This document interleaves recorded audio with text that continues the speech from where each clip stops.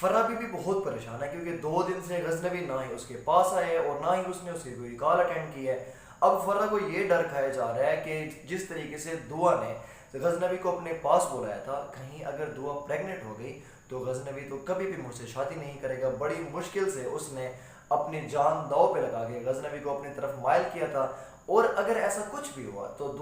تو فرا کی ساری محنت ضائع ہو جائے گی، اور وہ ایسا نہیں ہونے دے گی۔ وہ اپنی پریزنس شو کرنے کے لیے غزنوی کو بار بار کال کرتی ہے، اور غزنوی اس کی کال ڈسکنیکٹ کرتا رہتا ہے کیونکہ اس کے ساتھ اس کا بابا سنگھ اور اماں جان بیٹھی تھی، اور اس نے ان کو پہلے ہی مطمئن کر دیا تھا کہ میرا کسی کے ساتھ دعا کے علاوہ کوئی تعلق نہیں ہے۔ اور جب اینڈ پہ غزنوی موقع پاتے ہی فرا کی کال اٹینڈ کرے گا، اور فرا اسے بلیک میل کرے گی کہ مجھے تم سے کسی قسم کی کوئی بات نہیں کرنی، اگر تمہیں غزنوی سے کوئی بات نہیں کرنی تھی تو تم اسے بار بار کالیں کیوں کر رہی تھی؟ وہ صرف اسے ایموشنل بلیک میل کرے گی اور کہے گی کہ تم اپنی فیملی کو، اپنوں کو ٹائم دے رہے ہو، اور دیکھو میں اس گھر میں اکیلی نوکروں کے ساتھ ٹائم گزار رہی ہوں، تمہیں میری تھوڑی بھی پرواہ نہیں ہے۔ تو وہاں پہ جب غزنوی بتائے گا کہ گھر میں اماں سائیں ابا سائیں آئے ہوئے ہیں، بھلا میں ان کے سامنے تم سے کیسے بات کر سکتا ہوں، تم میری بھی سچویشن کنڈیشن کو سمجھو۔ مگر فرا اس کی کوئی بات نہیں